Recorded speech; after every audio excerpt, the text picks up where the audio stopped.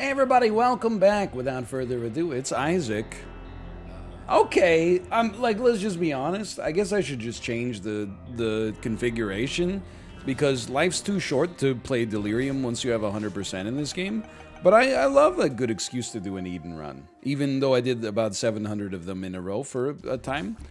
And can I tell you, holy cow, our starting stats are kind of cracked. 3.21 fire rate, 4.43 damage. Honestly, and I was just going to complain about my speed, but now that's kind of sorted. Plus, we do be looking kind of like the Merovingian, to bring it right back to the Matrix, huh? Honestly, look, this is actually one of the most cringeworthy moments in the Matrix trilogy, but I think that's why, like, if you have children, you may want to cover their ears for about 30 seconds. I think that's actually part of the reason why I have such a fondness for The Matrix, is they really swing for the fences, right? Like in the second movie, there's this character called the Merovingian, and he's kind of like, he's on the side of the machines because the machines keep him, you know, well fed, and you know, he's gets to participate in high culture and stuff like that. What does he do? But he's kind of like, you know, he's a mercenary in some ways. He operates outside the confines of the machine-human war. What does he do with this power? He runs a restaurant where he serves a chocolate cake to a lady that is so good that she climaxes. I was trying to think of the most YouTube-friendly word. Like, because everything in the Matrix is just like a program, right? He's like, I'm gonna make a cake that causes someone to experience bliss. That is funny. Like, a lot of movies do stuff that, like, you know, M. Night Shyamalan movie twists, you go like, I don't really know if I buy it. That one, I'm like, okay, that's hilarious. You guys really swung for the fences with the Merovingian here. Okay, we'll take. Dude, this run is really good. Really good run. Really good run. The only thing is, where's the catch? We don't know our HP. It's really good, honestly. We also have Empty Vessel. I didn't even look, man. We should take deals with the devil.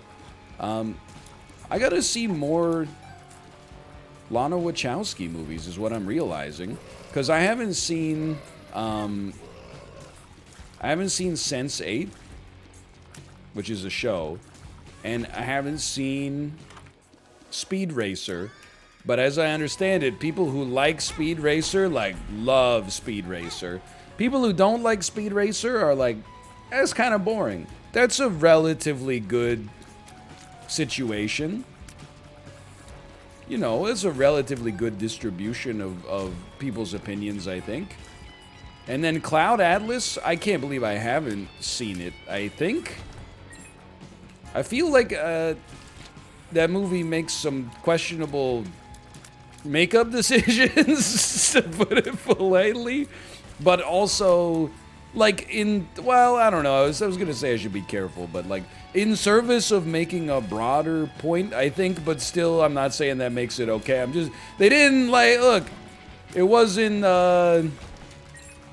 Jimmy Kimmel, Karl Malone situation. I think it was like, you know, to prove a different point. Let's just put it that way. It was anyway, maybe I should stop. I mean, I'm not taking a controversial stance here. I'm just, I seem to remember, don't they have, like, doesn't Hugh Grant become the leader of, like, a tribe or something? I know that I love when a movie swings for the fences, and the way I understand the plot of Cloud Atlas is that it's kind of like a time-jumping,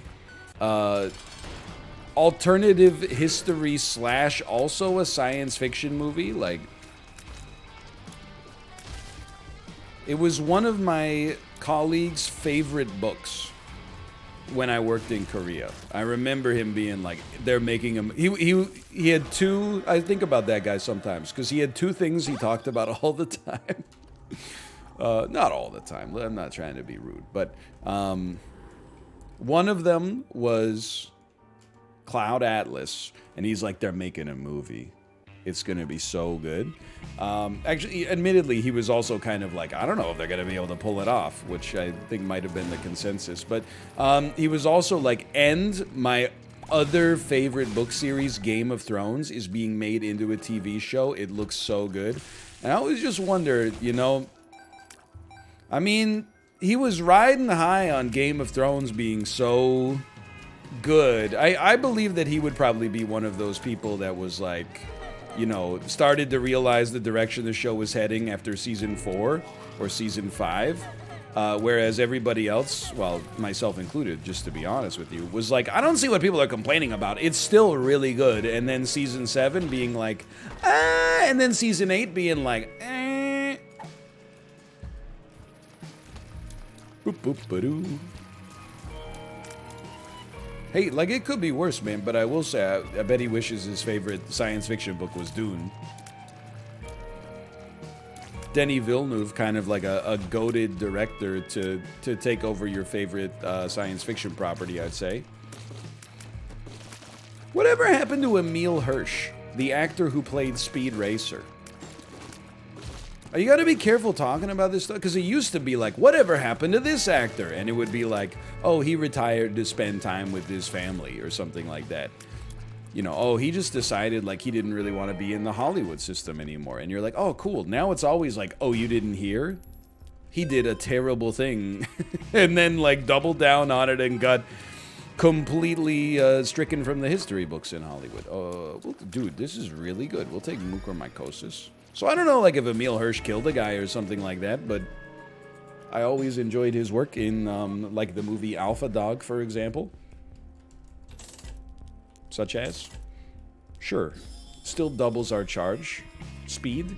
Having our charge time. Having our charge time. Having our charge time. That shooting star lady Godiva. I'm gonna no. Queen. Sorry, I've been listening to a lot of, well, I won't apologize for listening to Queen, but I have, my boomer core music listening has gone way up because Peloton only has a very small amount of music available. Let me put it this way, I took a ride today where the instructor, who I like a lot, the instructor was like, I'm very excited, we have some songs we're debuting on the Peloton for the first time. It's the first time any riders have ever heard these on the bike, and I was like, oh, sick, I wonder if it's like a little out there. First song, Fly Like an Eagle by the Steve Miller Band. And he was like, it's the first time any instructor has been able to use this song on a ride. And I'm like, well, you know, it's an okay song. Time do be spinning, but like, you know, it's not exactly like something to mark on your calendar. Oh, honey, wake up, it happened. It's here. Da, da, da, da, da, da, da. Woo! Tung, tung, tung. Fly Like an Eagle by the Steve Miller Band is on Peloton. He even came with his chains. Oh, man. Sorry, it's a bit of a deep cut, but I had a great time. We gotta look, at least. He even came with his chains. Oh, man.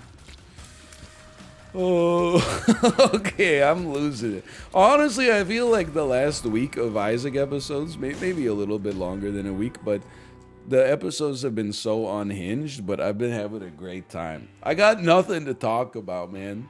I got like quite literally like less than nothing to talk about. What do you want? Complaining about not getting my booster shot? I haven't even been to the grocery store. I gotta go to the grocery store maybe like after this video. Every time I go to the grocery store, I delude myself too. I go, what am I gonna get for dinner? Then I'm just like, oh, you know. You ever find yourself caught in the taco cycle? You know, it happens with tortilla chips. I originally saw this in a webcomic probably like 17 years ago, but it's like, you know, you buy tortilla chips because you got leftover salsa at home. Then you finish the salsa, but you got tortilla chips. Next time you go to the grocery store, you get some salsa. Next time you go, you got leftover tortilla chips. So I know the concept of leftover tortilla chip is like kind of foreign to myself as well. Don't. Okay, hold on. You gotta look. I deserve to take that damage, just for the record. Don't even talk to me, you piece. Don't shoot me? How does that sound? Don't shoot me, you piece. Where's my spirit heart? Lots of red hearts. Where's my spirit heart, though? That's why you should always take deals with the angel, man. Learning a valuable lesson. What was I talking about? Oh, yeah. I'm in the same boat. But, like, it's even worse in a way, or even more insidious in a way, because I'm trapped in the complete taco cycle for dinner, which is I buy tortillas, we don't eat all of the tortillas, thus I have leftover tortillas. Oh, okay, I'll get taco stuff. Then I buy like a whole onion, a whole red pepper, some shredded cheese. We only use like, you know, half of the container of each. That really needed to be a spirit heart, by the way. I'm quite disappointed. Don't be Horf, please. That would be sobering. This can get us out of a jam. And then, like, so the next time I'm at the grocery store, I'm like, man, I don't want all this food to just go into the compost. I know I could make something else, but I got a half a leftover onion, half a green pepper, half a red pepper, and a third of a jar of salsa left. Man, it'd be so easy to just make tacos, plus they're delicious. So I end up just making tacos again. And the cycle never ends. I can't get out of it. It's like the best designed food of all time to get you to eat that and only that. And the worst part is, I love it. It's not like a Stockholm syndrome. It's like, I'm actually like, oh man, tacos again? Let's go. Bombs are key. Sure, actually might be relevant. Very nice. Relax, don't do it. One makes you small. Well, a little bit more white knuckle, but just keep it going. Very glad I didn't go to the curse room, at least. We're doing the damage output is exceptional. Don't do me like that, man. Another song very popular on the Peloton. Don't do me like that. I've never actually heard that on the Peloton. I'm a poser. But a lot of Highway to HE double hockey sticks by AC/DC for sure. Thank you. That's actually very helpful. I forgot we get our sun card when we kill the boss as well. So in most situations, we'll actually want to kill the boss first. That situation, maybe we were in the right because we're so scared about our HP. And even the HP we got is not going to go that far, but we can survive a little longer. He even came with his chains. So good. Wait, whoa. Anyway, yeah, so I've been eating like a lot of tacos lately. That's about, like, that's my anecdotes. Because again, I try to limit my time in the grocery store. You know how it is. Help me.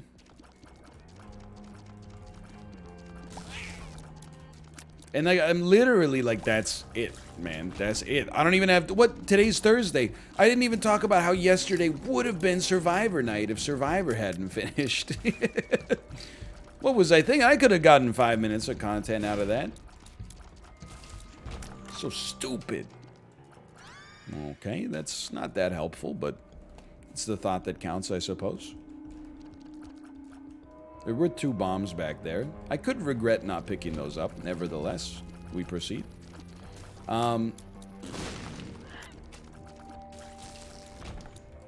Yeah, I mean, there's nothing to say about that. I was mostly just joking. But I really could have gotten 20 seconds of content out of that. For sure. You ever think about what it must have been like? Like what? And this is an honest question. I like history, but I am always interested, like, the predominantly interesting thing for me in history. Sure, like, for a while it was, you know, battles and, you know, empire and stuff like that. And I have to admit that, you know, World War II history is really interesting because every other historical event, like, that you read about the most, you know, stuff like, you know, ancient Rome and ancient Greece and Babylon and stuff like that, like, it happened so far into the past that obviously it has ramifications for the modern world, but it's hard to kind of, like, understand them. like World War II is like so relatively recent in a historical sense that it's kind of, I guess, just fascinating for a number of different reasons, but also because of the fact that it's essentially still in living memory. And, you know, World War One, like, was, but now kind of seems like ancient history. But anyway, so like that has always like interested me in a way, because it sets like the stage for how the world as we know it now kind of came to be. World War One and World War Two in particular, at least in terms of being able to, you know, see those threads on a logical sort of through line.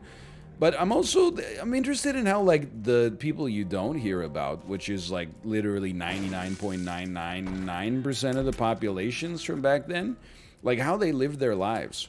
Like, what the heck did you do?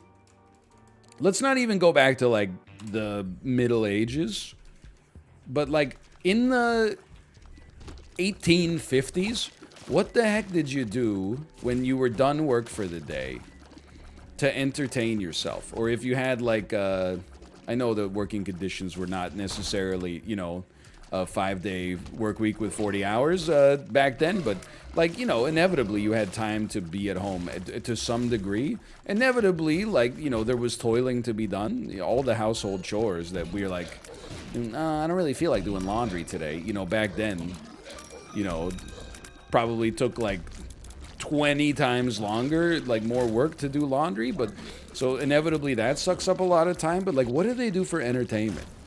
Because I can kind of understand, like I can put myself in the shoes of like my great grandfather getting home from, you know, the mine or the quarry or whatever, and then putting on the radio and just listening to that all night, because I feel like streaming is very close to that in a way.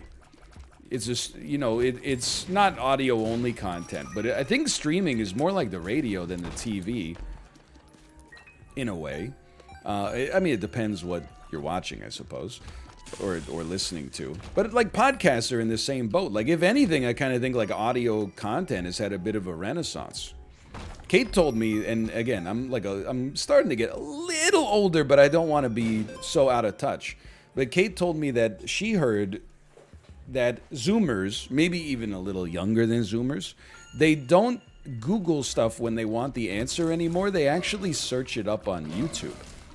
So instead of being, you know, like how to cook sausage penne, they wouldn't Google that. They would go to YouTube and type it in. I gotta tell you, there's parts of that are insane to me. Like if I had a tech support issue, going to YouTube is like, it's the place I only go to reluctantly, because it's always, hey guys, spinning 3D art background. I just wanted you guys, you know, we're making a tutorial about, like, and this is rude because they're actually helping me out a great deal by making the tutorial. But, like, it's not, the content is not delivered in the most efficient way possible. Let's put it that way. And most websites are just a paragraph of text that are like, here's how you solve the issue, which is nice. But I will say, I think for recipes, they might have the Zoomers might have it right. Because I still Google recipes, and it's horrible. You don't need me to go down the laundry list again of, you know, the obvious SEO. They repeat the keywords like 1,000 times per paragraph. Just to make sure they're top of the list for rankings for, like, air fryer cauliflower. Yeah, we're okay. And then the made-up stories as well. At the start of every single one, you got to scroll down like 17 pages. Inline ads are playing the whole time. On YouTube, I feel like there's a lot of great YouTube cooking channels that are like, you know, they circumvent that issue. I support that. Maybe there's a happy medium somewhere in the middle. I think for problem solving, I will always prefer text. In theory, I would prefer text for recipes as well, if when you Googled something, it actually provided you with the recipe instead of just like an SEO stuffed, like, you know, advertisement. Because, you know, I don't want to go back and be like, hey, how many, wait, did he say tablespoon or teaspoon? Oh, I'll just wing it. Oh, I'm dead. But, unfortunately, the way that the search engine economy, like, you know, rewards websites, it doesn't really work like that, but that's okay. I'll get over it. It's not so bad. I mostly just cook tacos, so those are fun, but like none of them, I'm just happy with where I stand here, I think, to be honest, with the straw. I fought the straw and the straw lost. I mean, I'm stronger than a straw, to be honest. You know what? Me playing God of War, I fought the lore and the lore won, honestly, because I was like, whoo. I don't mean to rag on God of War. It's a good game. I rag on it because it's funny. I have a little bit of a chip on my shoulder because, you know, people are often, not always, but people are often like, oh, you watch Marvel movies and consider them somewhat enjoyable? How sad for you. I, on the other hand, only watch Ingmar Bergman films like Wild Strawberries from 1967. And I'm like, that's fine. We can still get along. But then they're like, you know, you don't like God of War? That's crazy. And I'm like, dude, God of War is just a Marvel movie. The only thing is, it's like a Marvel movie if a Marvel movie was 20 hours long and 2 hours of it was movie. And then the other 18 hours was like Peter Parker trying to figure out how to use his webs to solve like a Switch puzzle, you know? But you're not ready for that take yet. I am going to be disappointed to not have the Spirit of the Night, or Empty Vessel, I should say, for this floor. 50% higher angel chance. Source, dude, just trust me. However, I think the dream... And it's not necessarily guaranteed. And by not necessarily, I mean not at all guaranteed. But I think the dream is leveraging what we just picked up, that HP, in order to get some extra defense from our next deal with the angel. Or deal with the devil, I should say. Like Abaddon would be pretty important, for example. I do want to say, in my own defense... I really do think we've gotten a standard deviation less HP than normal on this run. A lot of shops that did not get the job done from the respect of having like spirit hearts in them, for example. A lot of boss rooms didn't exactly pay out with like exactly what we needed. I also want to say, while I'm tilting, we also have not picked up a damage upgrade, despite like 4 deals with the devil. I guess you would probably count Lump of Coal. Now, we started with really good stats by Eden's perspective. Full stop. No complaints necessary. But you also would like to see them trend upwards like a little bit more than this in order to feel like you're strong. Like we've probably... managed to regress to just about like an average run. Especially when you take... Oh, that was so close. Especially when you take into account the HP. But like, isn't Straw supposed to have a somewhat, even if it is small, like a chance to give us a Spirit Heart instead of a heart? Or is that only if you have like maybe the Miter? I don't know. I thought it had a chance, legitimately. I'm basically building in the expectation that it wouldn't take much for this to go wrong, but I also want you to contextualize this in the sense, like, if something goes wrong here, it's not necessarily like a colossal throw. If we had lost in the early game with the start we had, it would have been a throw. The only throw you could really talk about here is, like, you know, we probably should just... remember literally on every run to never take deals with the devil and only take deals with the angel forever. Because this is what happens when you take deals with the devil. But that's okay. I'm not getting Spirit of the Night or again Empty Vessel just to get Guppy's hairball or for the price of Guppy's hairball. That's madness. I would never. And the other thing is, after all that, you know, belly aching, I definitely still think we have a reasonable chance. Sometimes with stuff like this, like walking diagonally through the spikes, I think honestly the secret is to not let the fear enter your brain. Like if you can just recognize that, like, hey, a fear impulse is coming, and then do it. Like, I know that this doesn't really make sense because, you know, the thoughts travel quickly, but just put your plan into motion before the impulse actually hits. You know, like sometimes you stub your toe, you get an iota of time before you're like, I know this is gonna hurt. Well, I'll just be dead. But the pain has not hit me yet. You enjoy that last little moment of like, this is the last time I'm gonna feel this for 30 seconds. Now, I'm lecturing about a lot of positive stuff while I find myself in a real negative situation. I don't know why I would bomb that, but in spite of all this, I actually still think it's not out of the question that we win. We could fairly reasonably finish the rest of this floor without taking damage. I'm never coming back. I hate that those are purple fires, man. I feel like we could finish the rest of the floor without taking damage, and then get HP on our on the chest, and there's a chance in that for us. Oh my god, what the heck is this? I can't be here. I can't be here. I gotta. Every time I made a single step, I felt like the hairs on the back of my neck stand up. Even though I'm bald, I got hairs on the back of my neck. Probably more than you, honestly. They tend to go toe in toe, hand in hand. This depends what you're into. I knew it. I was like, I don't think I can make it across in time, but I had to try. It sucks because there was a tinted rock on that room, but they saved the hardest for last for sure.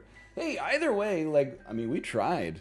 I really think we just got very limited HP. We just gotta never take devil deals, man. That's the new meta.